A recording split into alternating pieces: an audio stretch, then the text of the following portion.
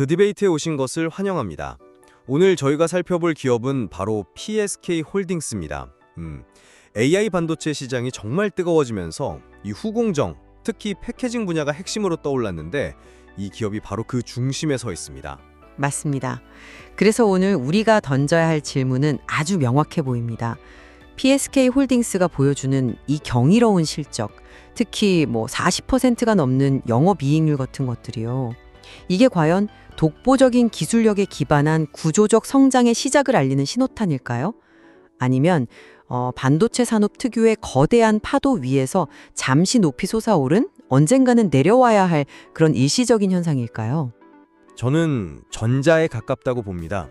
이 기업은 누구도 쉽게 따라올 수 없는 일종의 기술적 해자를 바탕으로 이제 막 본격적인 성장 궤도에 올랐고요. 오히려 시장은 아직 그 가치를 온전히 알아보지 못하고 있다, 저는 그렇게 생각합니다. 저는 그 의견에 좀 동의하기가 어렵네요.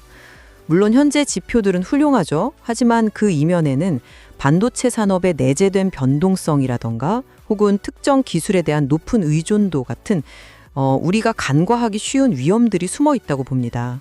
지금의 화려함이 오히려 미래의 불안 요소를 가리고 있을 수 있다는 거죠. 그럼 그 이야기부터 시작해보죠. 제가 이 기업을 긍정적으로 보는 가장 큰 이유는 역시 그 독자 기술인 플럭스리스 리플로우입니다. 제조업, 특히 장비 업체에서 영업이익률이 41%라는 건 사실 거의 비현실적인 수치거든요. 이건 단순히 물건을 잘 판다는 의미를 넘어서 경쟁사가 아예 흉내낼 수 없는 독점적인 기술 성벽을 쌓았다는 뜻이죠. 잠시만요. 플럭스리스 리플로우라는 기술이 청취자분들께는 좀 생소할 수 있을 것 같습니다. 이게 왜 그렇게 중요한 건가요? 네, 좋은 지적입니다. 쉽게 비유를 들어서 한번 설명해보죠. 우리가 아주 얇은 과자를 여러 층으로 이렇게 쌓아 올린다고 상상해보세요. 그런데 열을 가했더니 바닥에 있는 과자가 휘어버리는 겁니다. 그럼 그 위에 쌓은 과자들도 전부 틀어지고 무너지겠죠? 반도체 첨단 패키징도 사실 마찬가지입니다. 수많은 칩을 수직으로 쌓아 올리는데 기반이 되는 기판이 열 때문에 미세하게 휘는 현상, 이걸 워피지라고 하는데 이게 발생하면 치명적인 불량으로 이어집니다. PSK 홀딩스의 기술은 바로 이 기판이 휘지 않도록 꽉 잡아주는, 그러니까 수율을 결정하는 핵심 솔루션인 셈입니다. 그것도 화학약품, 즉 플럭스 없이요. 아주 명쾌한 설명이네요. 그 기술적 우위 덕분에 높은 마진을 누리고 있다는 점은 저도 인정합니다. 하지만 바로 그 지점에서 제 첫 번째 의문이 시작됩니다. 기술의 세계에서 영원한 독점이란 게 존재할 수 있을까요? 41%라는 이익률은 시장의 모든 경쟁자들에게 여기에 엄청난 기회가 있다고 외치는 확성기와 같잖아요. 지금은 독보적으로 보일지 몰라도 어플라이드 머터리얼즈나 램 리서치 같은 거대 글로벌 기업들이 이 시장의 잠재력을 보고 본격적으로 뛰어든다면 현재의 구도가 과연 유지될 수 있을까요? 물론 경쟁사의 진입 가능성은 항상 열려 있죠. 하지만 그 기술 장벽을 너무 쉽게 생각하시는 건 아닐까요?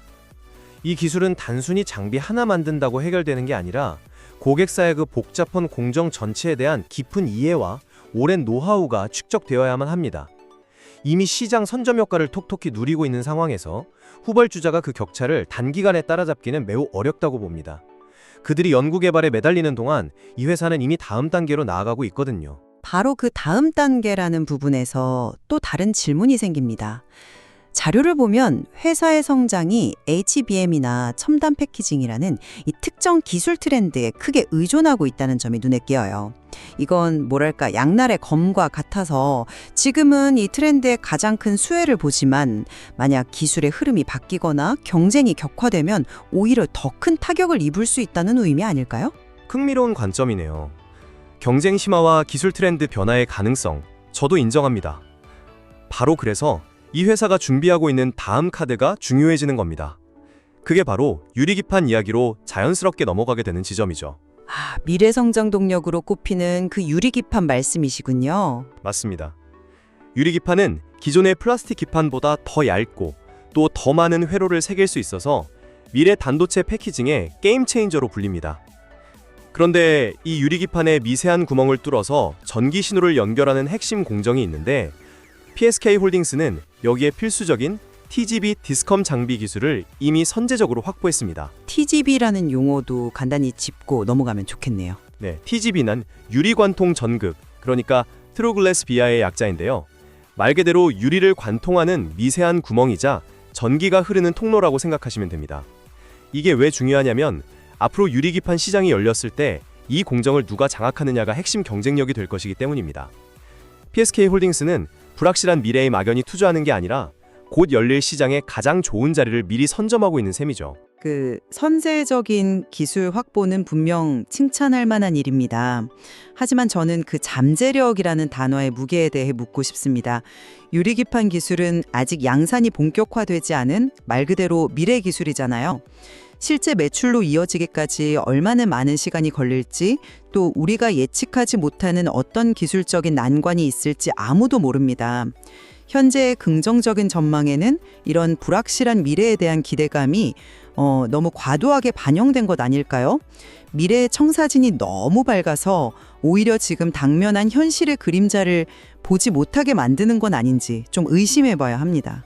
저는 그 논리에 전적으로 동의하기 어렵습니다. 시장은 항상 미래 가치를 선반영하기 마련이죠.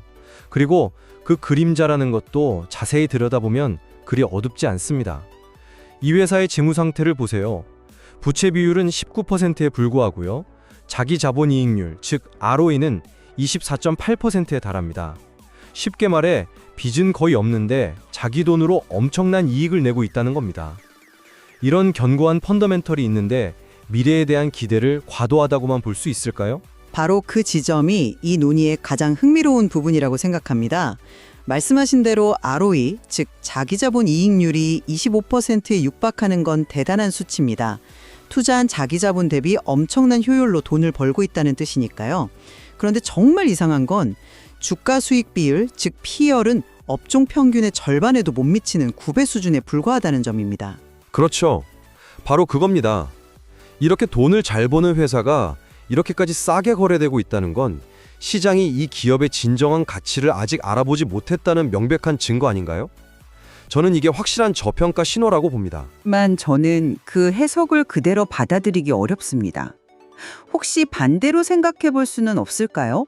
시장이 바보가 아니라면 이렇게 높은 수익성과 성장성 뒤에 숨어 있는 우리가 놓치고 있는 어떤 리스크를 가격에 이미 반영하고 있는 것일 수 있습니다.